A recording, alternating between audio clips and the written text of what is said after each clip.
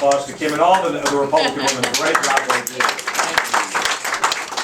I also want to thank our host. What a beautiful home. I'm led to believe that every farmhouse is this. No, I know this is. Let's give them a great round of applause for opening up their beautiful home to us and allowing us to be here.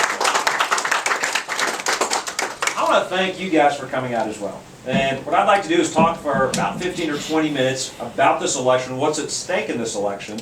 I'll be happy to take questions afterwards. As Mark mentioned before, I'm going to stick around after that. Be happy to visit with folks one-on-one. So we got a chance to visit with some folks ahead of time, but not everybody. Be happy to take pictures or answer your questions if you don't get a chance to ask the question before. I said I'd stay until the last person leaves, and he said, well, I'm not leaving, but his wife's already offered. They've got 7 bedrooms. So, no, I'm just teasing. We will get out of their house at some point tonight. I want to, again, thank y'all for being. I want to start with just a little bit of news of the day. You may have seen that this morning, if you turn on your TV, you may have seen Secretary Kerry, John Kerry, was on TV, bragging about the fact they've got the 34th vote in the Senate, meaning that bragging they were going to be able to keep this very bad deal that they've negotiated with Iran. Our Secretary of State bragging about the fact we're not standing with Israel, but instead we're about to allow Iran to become a nuclear power. But you know, one of the groups that I'm angry with about this deal and where we are today are actually, and it may surprise you to hear this, it's actually the Senate Republicans. You think about it, why in the world do they agree to this Porker pardon bill that turns the process on its head and says the president only needs 34 votes in the Senate? Instead of needing 2/3 votes to pass what should be a treaty, he only needs 34 votes to save this bad deal. Look, dictators all over the world walk over this president. He can't negotiate with anybody except apparently the Senate Republicans. That's the only group in the world he can out-negotiate. There was only one senator that stood up against this deal, Senator Tom Cotton. The vote was 98-1. None of the other Senate Republicans voted against this bad bill, including the ones running for president, including Ted Cruz and all the others. Now we've got to stop rolling over for this president. One of the things I want to talk to you about tonight, I'm going to talk about foreign policy, I'm going to talk about domestic policy, but one of the things you're going to hear from me over and over is that in many ways I'm angrier with the Republican Party in D.C. than the Democratic Party. Why do I say that? Give the Democratic Party credit, at least they're fighting for their principles. I mean, Bernie Sanders says he's a socialist.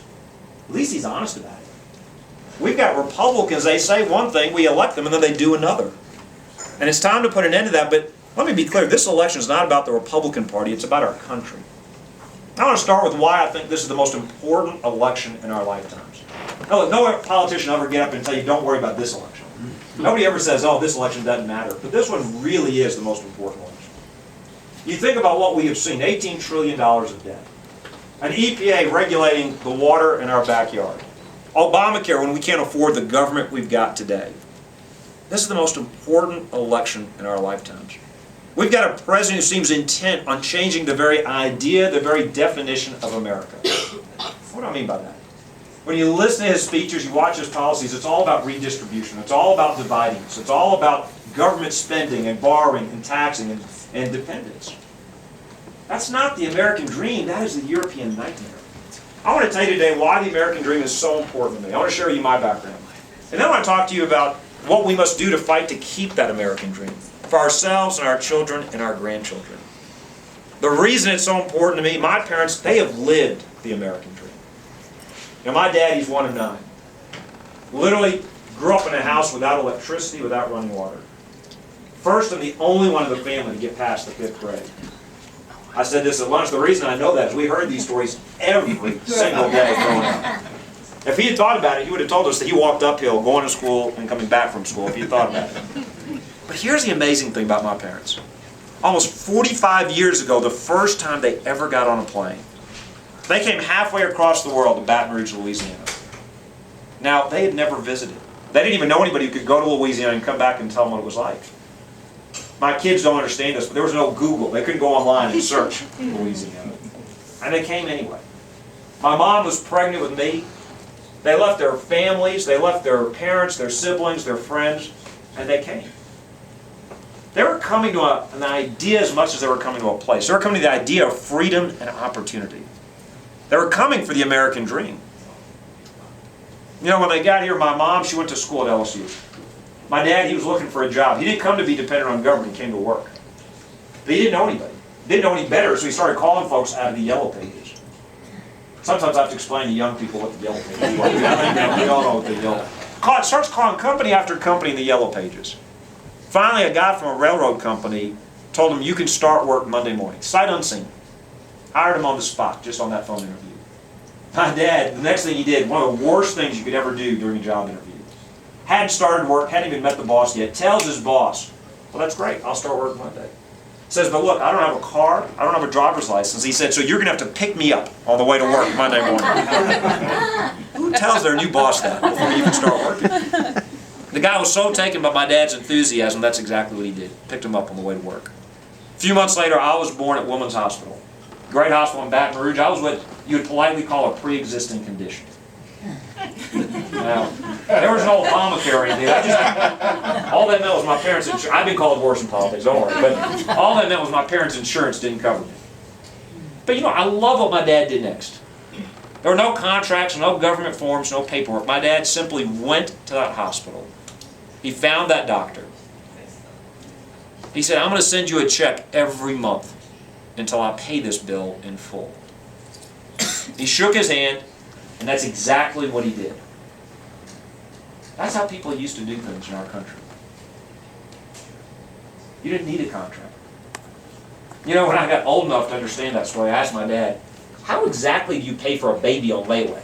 I mean, if you skip a baby, if you skip a payment, can the hospital repossess the baby? What exactly can they do?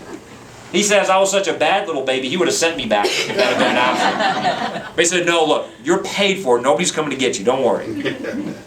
The reason I tell you that, my parents, they came here to chase the American dream. They caught the American dream. They lived the American dream. I want my children and one day my grandchildren, I want your children to live the American dream. That's really what this election is about.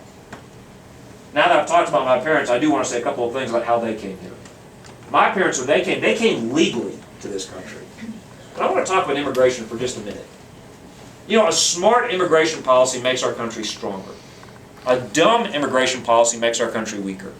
And today we've got a dumb immigration policy. It's not politically correct to say this, but the reality is we need to have a smart immigration policy. And it starts, first of all, we need to secure the border. Now you'll hear all kinds of excuses from politicians why they can't do this. The honest truth is the Republicans in D.C. are scared by the big business interests. Big business tells them we want amnesty and we want open borders. Or if you don't support that, we won't support your campaigns. Well, it's time to fire those folks if they can't get this done. If we're honest, we can secure the border in 6 months. It wouldn't be perfect, but we can get it done. Now, after we secure the border, we also need to put an end to these sanctuary cities. I know Congress wants to defund them, and I think that's great, but that doesn't go far enough. I've got a partners in crime proposal that would say to mayors and councilmen, if you want to break the federal law, we will hold you criminally responsible as accomplices for the crimes committed by people who shouldn't have been here in the first place. You lock a couple of folks up, maybe we wouldn't have these sanctuary cities. Folks, it's not hard. The way my parents came, this is how they came. This is what a smart immigration policy looks like. They came here legally. They learned English. They adopted our values. When they got here, they rolled up their sleeves and they got to work. That's what we need to insist on in terms of a smart immigration policy. But there's a dangerous